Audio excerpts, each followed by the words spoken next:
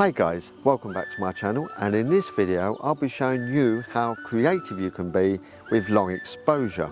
I'll go through a couple of techniques in this video with zoom burst, light trails. You're only limited by your own imagination when it comes to producing photos using long exposure. So I've set my camera up here to do a long exposure shot of this river.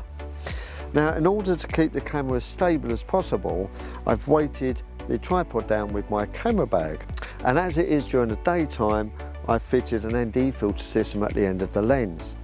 And this particular ND filter is the K&F Concept Square filter system. And I'll put the links in the description below.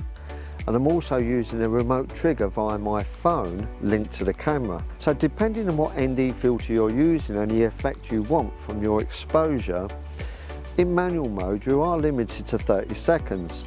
And if it means that you're restricted and it's not allowing you to go any longer and it's still underexposed, then you'll need to set your camera to bulb mode. But then you would need to calculate the exposure time. And you can do this by using an app. So the best way to calculate your shutter speed in bulb mode is set your camera to manual, get your aperture setting and your ISO setting, which this is f11 and 50, and that will give you the shutter speed in this normal mode. Then you apply your ND filter and then input the details into the app, which I've set to 1/10 of a second in normal mode, and I'm using a 10-stop ND filter. That gives me a time of 1 minute 42 seconds. And then you simply set your camera off remotely, count down 1 minute 42 seconds, and you get your results. Review them, and if you like the results, that's fantastic. But if you want to make some changes, then obviously you can do that too.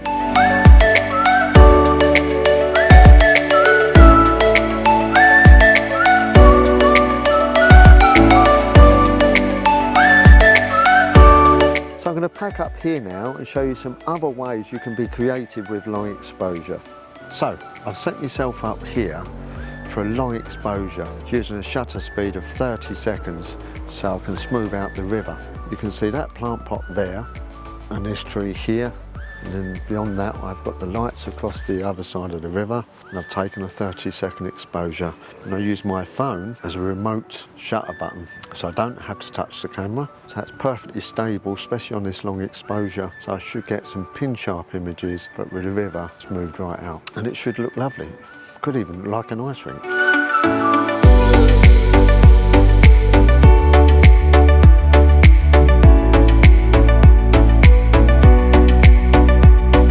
The light's gone now, but this is an ideal time to show you some examples of what you can do with the shutter speed. So we'll do some light trails, and also we'll do something with the lens as well, which should come out quite nice. I'll be pleased with that if it comes out pretty good. So I've set up here to demonstrate how you can get light trails in your image, and using a long exposure with a shutter speed.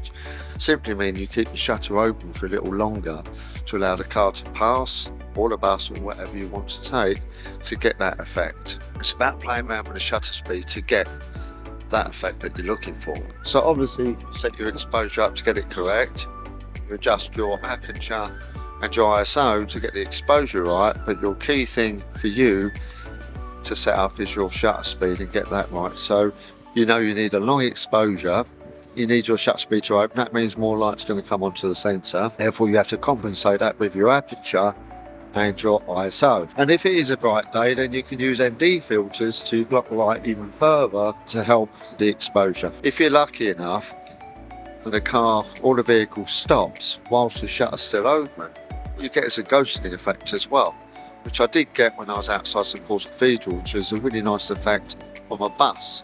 I'll put that up now and show you that.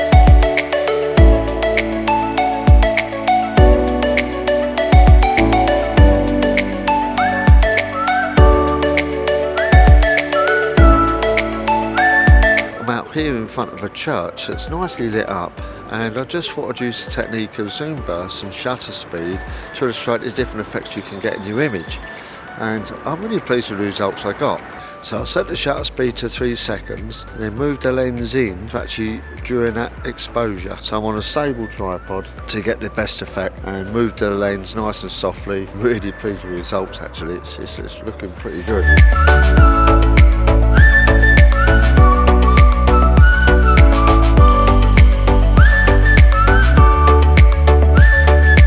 hope you've enjoyed this video and the techniques I've shown so far, and it's inspired you to get out and try out the long exposure technique.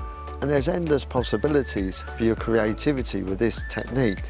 And the most important thing is practice and get out there. You'll be so surprised on the results that you want to achieve.